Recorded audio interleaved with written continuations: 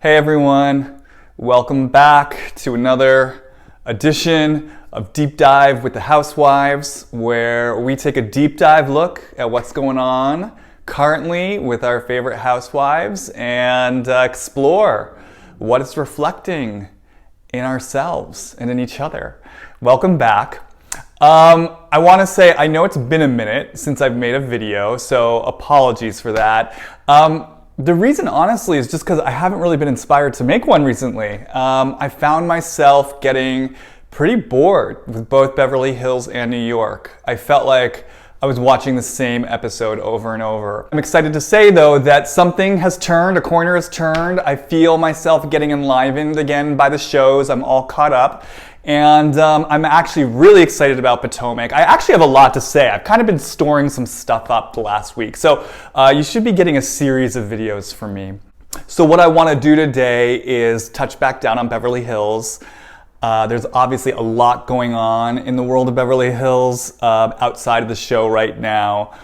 Presumably, if you're watching this, you already know Lisa Vanderpump did not go to the reunion. Lisa Vanderpump has announced she's leaving the show. And this season is definitely in its home stretch. We can feel that it's building up to its climax. So it just feels right and prudent to revisit what's going on this season, see where it takes us. I also want to touch on the Vanderpump Rules 3-part reunion. That concluded last month. I think that's got some interesting information for us. And what I want to do today with Beverly Hills and with Vanderpump Rules is explore what it means to deal with a narcissist or narcissistic energy or narcissistic behavior. And to also explore what it means to be on the receiving end of gaslighting behavior, and to explore the unexpected gift that is there for all of us when we find ourselves dealing with either a crazy-making narcissist or crazy-making gaslighting behavior, because there is actually an unexpected gift there if you're willing to open up to it. And I think that both shows illustrate this unexpected gift in different ways. So we're going to do a little bit of a deep dive in the social dynamics that are playing out on both shows. You know, I want to say just up top, first and foremost, my heart has gone out to Lisa Vanderpump this season. I've said this in another video. It certainly was not pretty to watch Lisa Vanderpump's cast members clearly take some pleasure in watching her kind of trip up and stumble, given Lisa Vanderpump's emotional state in the wake of her brother's suicide. And I really want to say truthfully, it wasn't pretty to watch. Now, I do understand from a human level where her co-star's built up anger is coming from. I understand their frustration with Lisa Vanderpump, and I also understand their human desire to kind of see her finally pay a price for what they perceive as her machinations behind the scenes.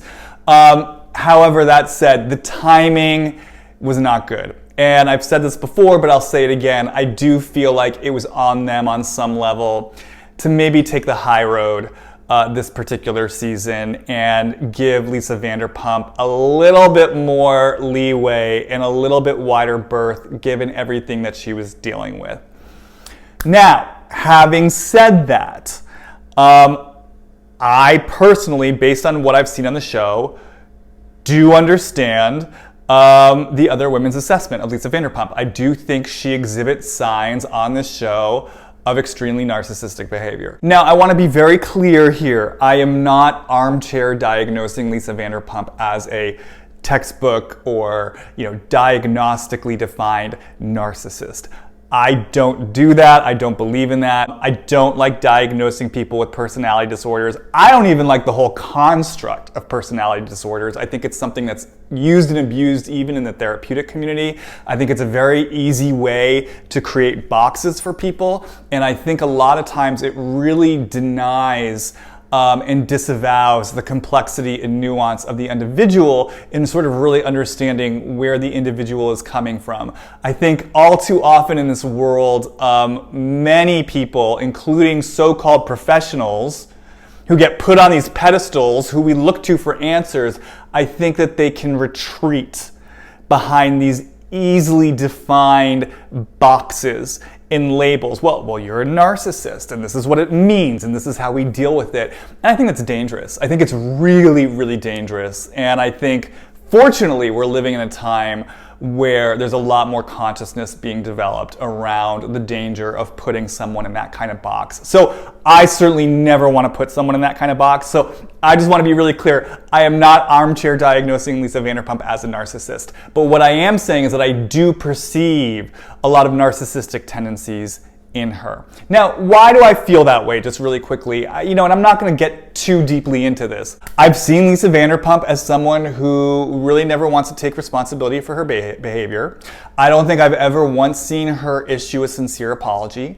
It seems like anytime anyone has any kind of issue with her or any kind of criticism of her, she immediately retreats behind feeling like a victim, feeling like she's being betrayed. It's sort of all or nothing with her. She doesn't understand, or she doesn't seem to understand, the concept of two people being in a relationship, getting into a conflict, maybe not liking certain things about each other, but their love being deep enough to where they can sort of work through it with rigorous honesty and come out the other side. With Lisa Vanderpump, it tends to be all or nothing, black or white. You're either with me or against me. And if you're against me, I'm going to victimize myself and I'm going to shut you out, and I don't really want to hear anything else about it. So these are the types of things that lead me to feel like there's narcissistic tendencies in Lisa Vanderpump. Now, you may not agree with me. Great. It does not matter whether you see Lisa Vanderpump differently than I do. It doesn't matter if I see Lisa Vanderpump differently than you do. It's just not the end of the world. It's just different perceptions. So again, if you find yourself watching this video and you find yourself getting really triggered and angry at me because I happen to perceive Lisa Vanderpump as having narcissistic tendencies based on my prism and my experience and my way of viewing things, I would really invite yourself to maybe stop and ask yourself why it's so triggering to you. Because I guarantee you, I am not triggered by your love of Lisa Vanderpump.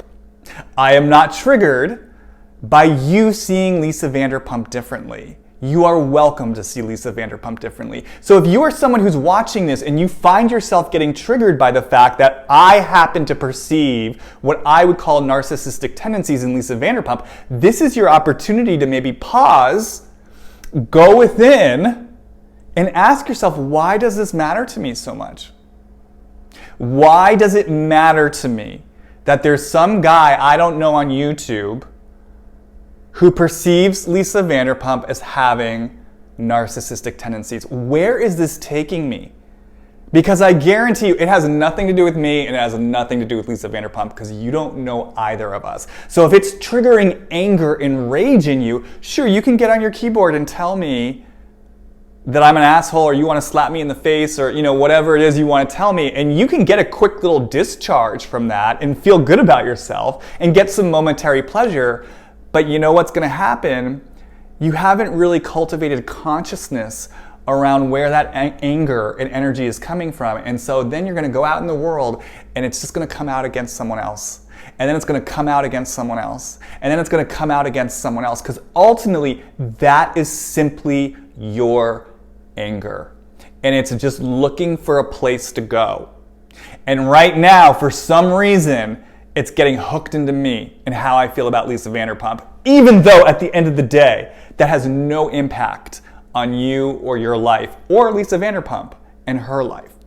So again, before I even get into everything, I just want to take this opportunity. If you are someone watching this and you are finding yourself getting pissed off, this is an amazing opportunity for you to simply pause, go within, and really get curious as to why does this piss me off so much? And if this actually has nothing to do with this guy on YouTube, and if it's got nothing to do with Lisa Vanderpump, where is this coming from inside me so I can take ownership of it and I don't have to walk around the world getting angry at this, getting angry at that, getting angry at this, getting angry at that.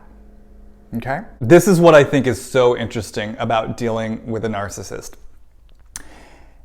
when you go back to the beginning of the season, at that point, and not just the beginning of the season, but if you go all the way back to when they were filming the season and then leading up to the premiere of the season and then the beginning of the season, what you definitely saw in Lisa Vanderpump's co-stars was a crew of women who definitely, I would say, were on some level happy and excited to take Lisa Vanderpump down. There was definitely a charge. These are women who definitely have had resentments building up against Lisa Vanderpump, have felt like she's gotten away with everything for years, and you could feel it. There was a kind of palpable excitement about Lisa Vanderpump finally having to answer for what they felt were kind of like her downfalls or her sins on the show.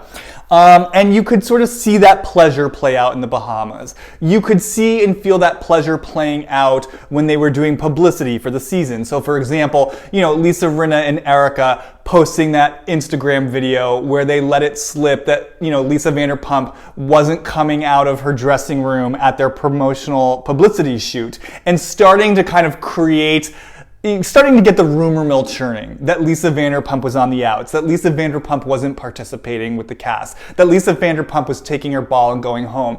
And then again, when you saw them on their interviews pre-season, Teddy was definitely taking her swipes at Lisa Vanderpump, and there was definitely an air of, wait till you guys see this, right? And then even when the episode started playing and they saw that the viewers weren't necessarily going against Lisa Vanderpump, there was still this charge in the air of, but wait till you guys see this. Wait till you guys see this. There was this consistent thread of her co-stars really wanting and excited about proving their case, and excited about the viewers finally seeing what they were seeing, and excited about the viewers finally turning against Lisa Vanderpump.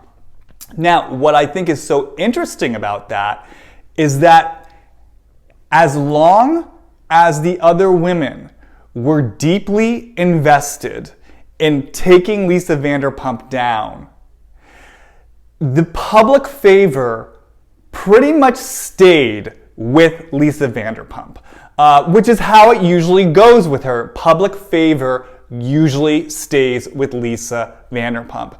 And it seems like the more invested that her co-stars seemed in taking her down, the more the public favor actually stayed with Lisa Vanderpump. And that's a really important thing to notice, and I'm going to elaborate on that in a moment. But before I do, what I want to then highlight is that there was a shift that started to occur.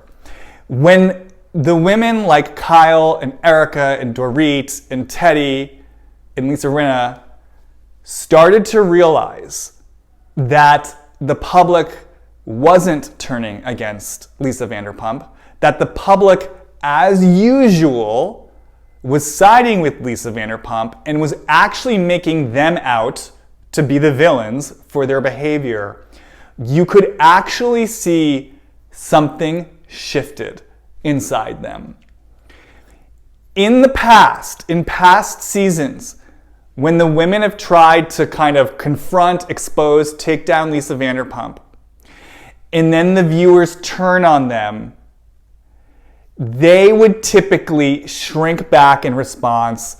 They would have, you could sort of see there was rage and regret. They felt shame. They felt intimidated by falling out of favor. They would suck up to Lisa Vanderpump. They would apologize to Lisa Vanderpump. I mean, you saw it. You saw Lisa Rinna in season 7 pretty much groveling at Lisa Vanderpump's feet, trying to get back in her good graces. Brandy did the same thing in season 5. Now, these were women who had legitimate issues with Lisa Vanderpump and felt justified in their issues with Lisa Vanderpump. But when they fell out of public favor and realized they couldn't win against her, they kind of retreated from their stance and sort of did what they could to salvage their reputation and just kind of try to clean up the mess in a tidy way. Now, that is very different from what's gone on this season.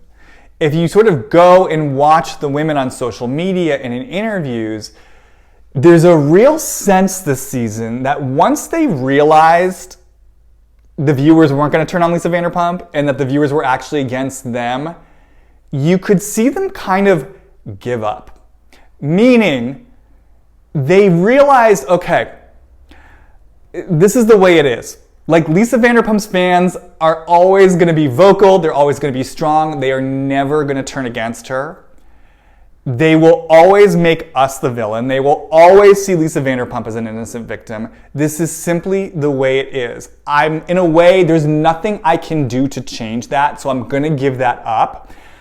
However, at the same time, I am not backing down from what I am saying.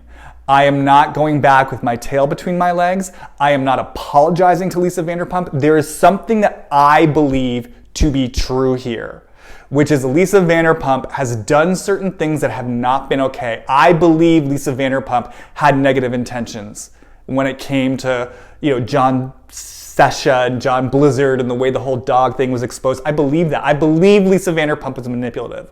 I believe Lisa Vanderpump was in cahoots with Teddy. I believe all this stuff. And I believe all the things I've said about Lisa Vanderpump in the past.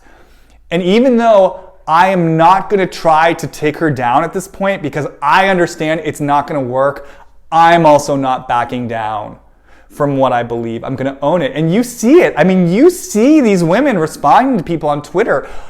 Many of them just non-reactively. It's just like, hey, this is what it is. This is what I believe.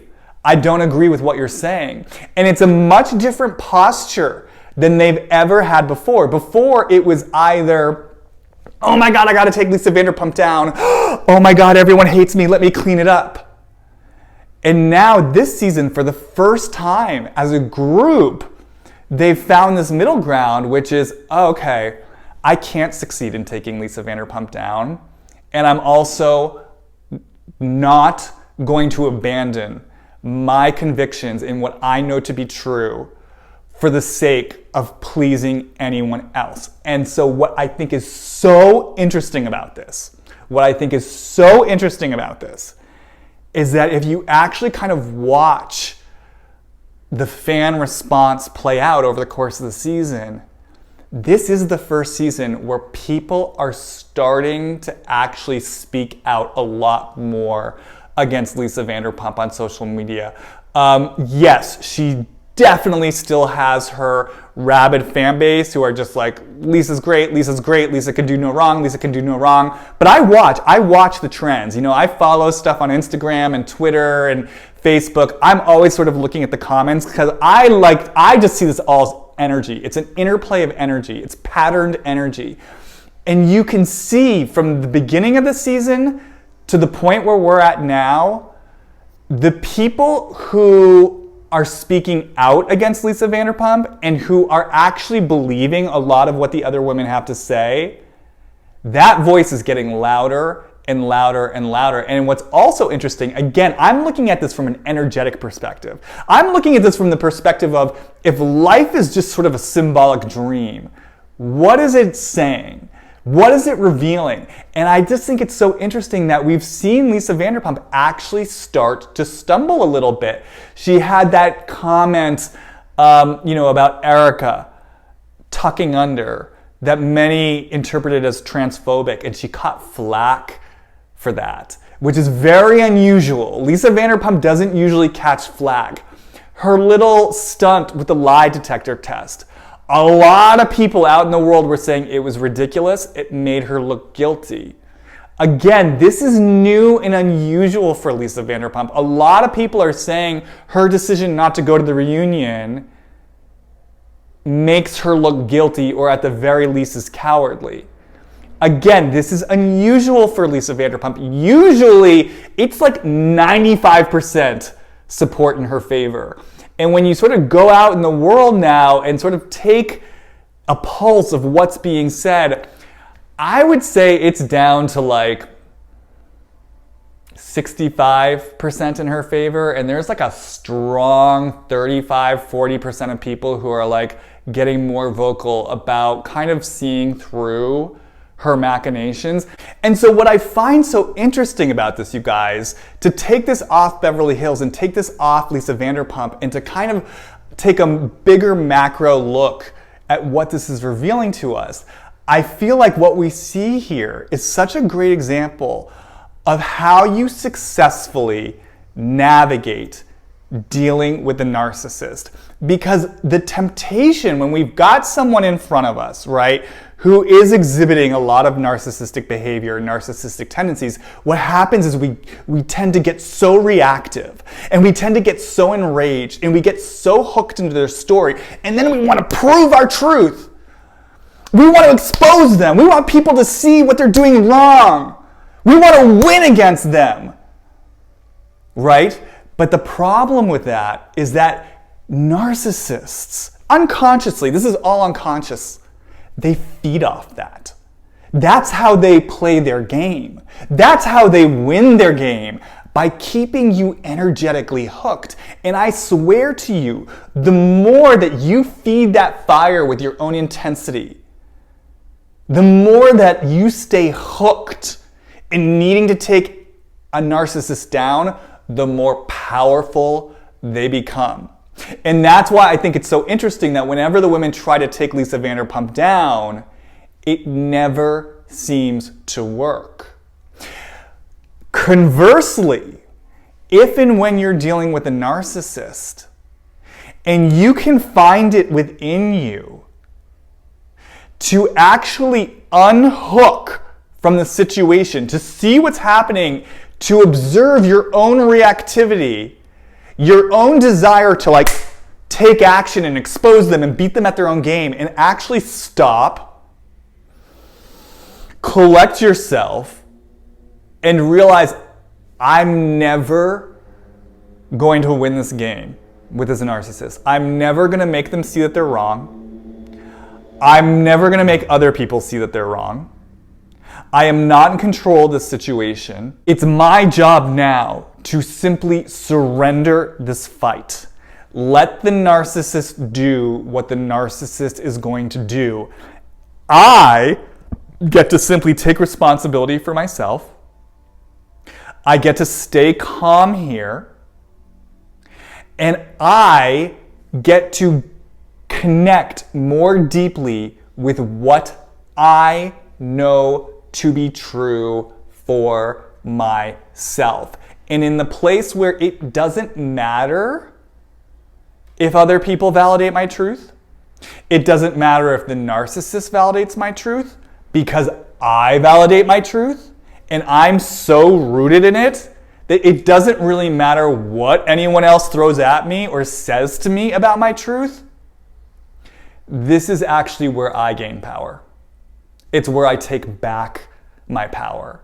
And again, I feel like this is the energy that a lot of the women on Beverly Hills started to find for themselves this season. And that's why I think it's so interesting that Lisa Vanderpump, her relationship to the viewing world at large has gotten a lot more shaky. So you guys, I really want you to understand what I'm saying here because it feels so powerful. So I'm going to take it off Beverly Hills for a second and just very generally mention a client of mine that I recently had who was dealing with a narcissistic parent, and this parent was so narcissistic that they were actually suing my client. This was a parent who was suing their own adult child. And in typical fashion, this parent was just like being a bull in a china shop, coming out of the gate so hardcore, so aggressive, all bluster, taking you to court. I'm gonna sue you. I'm gonna get in your way this way. I'm gonna ruin your career that way. And my client, was getting so kind of stuck because they had this image in their mind that, oh my God, I've got to meet my parent in the same energy. If they're coming at me this hardcore, I've got to fight back that hardcore. I've got to prove my innocence. I've got to show them they can't get away with this. I've got to meet them where they're at and fight fire with fire.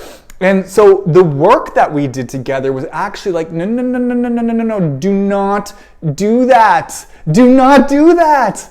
If you try to take down your parent in the same way that your parents tried to take you down, that is where they have you hooked. You're getting reactive. You're feeding into the energy. And if you do that, I swear to you, you are going to lose this court case. And so the work that we did together was actually to unhook from this energy. Yes, here it is. Here is your parent coming after you. All bluster, all aggression. I'm taking you to court.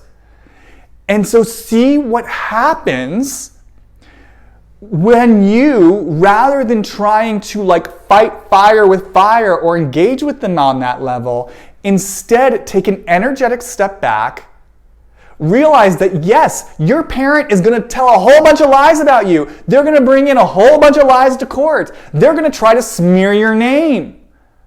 And your instinct is going to be to fight back. Don't fight back. Don't fight back.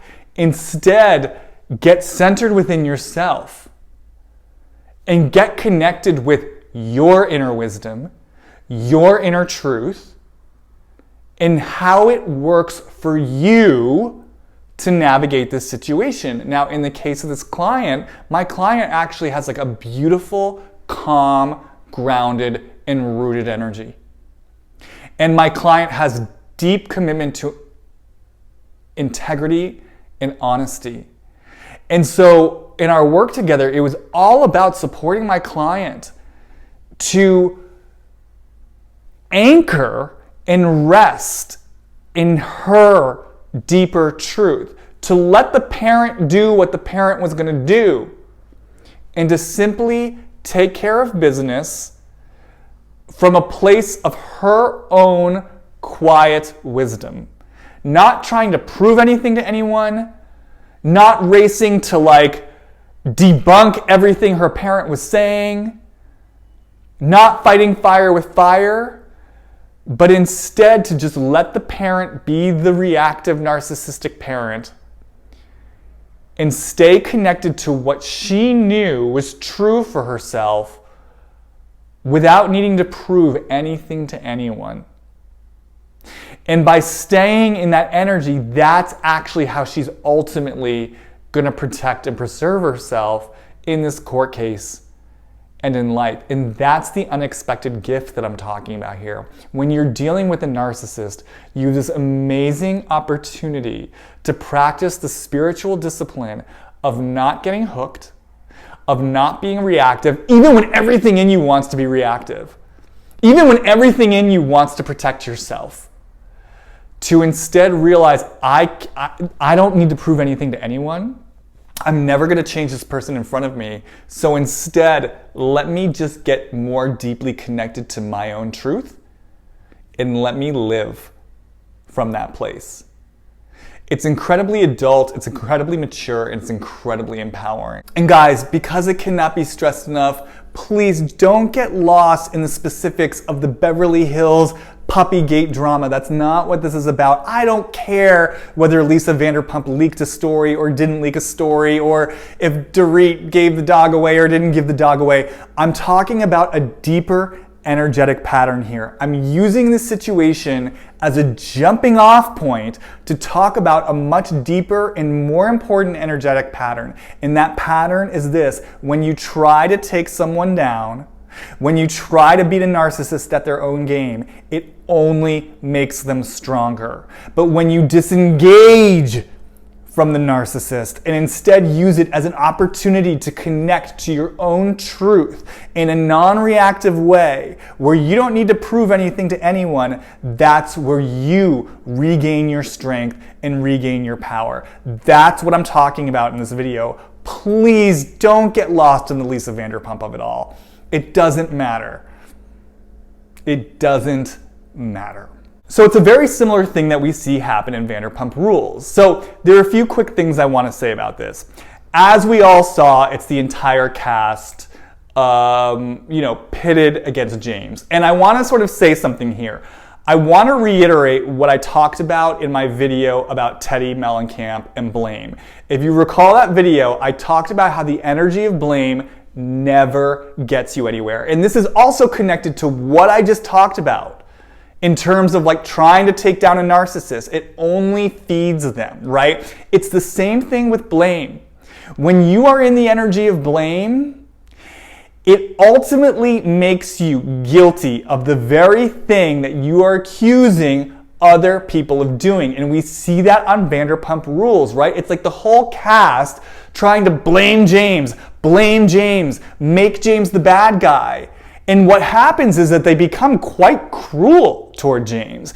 And the more that they do that, the more they make themselves look bad, and the more they make James look like a sympathetic victim in a way. I mean, not that I believe in victims, but he comes off in the role of victim, and he ends up getting a lot of the support and sympathy from the viewing audience. So again, you guys, just sort of look at that energy dynamic, right? It's like when I'm sitting here trying to like prove my point and make you wrong and blame you, I actually just give you more power. And I actually I disempower myself, to be quite honest, because there's a huge difference between me having a boundary and saying, hey, you know what, James, I don't like your behavior, and I have a boundary as a result of it. There's a huge difference between that and I'm going to make you wrong and I'm going to make other people see. I'm going to excommunicate you. I'm going to punish you. When you stay hooked with someone like that, you end up giving them so much power and you end up disempowering yourself. So, having said that, we all saw James was being gaslit. So what does that actually mean? So a perfect example of that is James sitting there texting, minding his own business. Stassi kind of chides him and says, what are you doing? You shouldn't be on the phone. You know, it really wasn't her place. It was a bitchy moment for Stassi. He'd already kind of weathered a lot of really aggressive behavior from the cast. She was clearly just trying to like get another needle in there. And so James reacts and he says, you know, basically fuck off, shut the fuck up, which, you know, is not the best reaction. And I'm going to talk about that in a moment. But he's having a reaction to Stassi's initial behavior, right? So then what does Stassi do? She sits there and is like, oh, I'm sorry, James is cursing at me under his breath and saying fuck off and fuck everyone. And at that point, everyone once again gets on the bandwagon and starts harping on James. So the reason why this is gaslighting behavior is because basically Stassi poked at James initially. Then when James had a natural reaction to her poking, Stassi used his reaction against him and as ammunition to sort of terrorize him even further. So that's what we mean by gaslighting behavior. And again, it's why so many people had sympathy towards James, because they could see he was really like in a lose-lose situation. No one was willing to listen to him. No one was willing to hear him out. They basically picked apart every single little thing that he did, and they made him sort of responsible for every reaction he had, regardless of their contribution to the situation. Now, what I want to say is this. When you find yourself in a situation like that, when you find yourself being gaslit, when you find yourself having all these fingers pointed at you, it's just another amazing opportunity to once again get connected to your own deeper truth and to completely disengage from trying to prove anything to anyone. Because you saw it, right? James got triggered, right? And he wanted to fight back. And he wanted to prove them wrong. And he wanted to take them down. And he wanted to show them, you know, you can't get at me. The problem with that is that every time James reacted, he just gave them more ammunition. And much like dealing with a narcissist, when you're in a situation like that, you're not going to get them to see what's going on. You know, there was no permutation of this where James was going to get Katie and Jax and Stassi to pause, take a look at themselves and say, oh wow, yeah, I do really see that I'm being hypocritical now. Oh my God, I'm so sorry for the way I've been treating you. It ain't ever happening in that situation.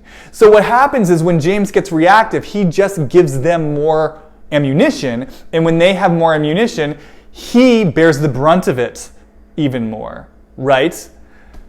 However, if James had had the presence of mind to not get reactive and to simply stay connected to his truth in a way where he has no need for anyone else to validate his truth, it would have changed the whole situation.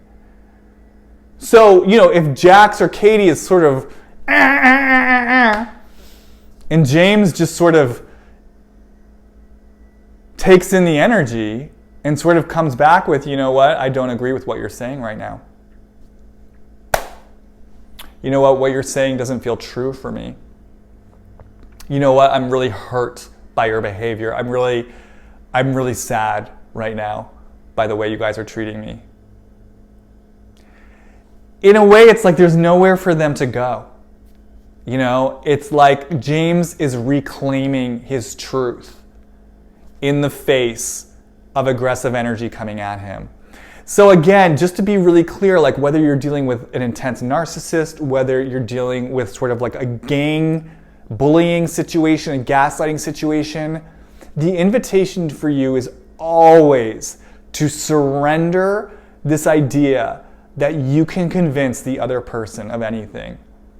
It's always to surrender the idea that you're going to prove them wrong, to surrender the idea that you're going to make them pay or you're going to beat them at their own game. All that does is make them more powerful. Anything that keeps you hooked makes them more powerful. But when you unhook, what you do is you give up any need to be seen or validated by other people.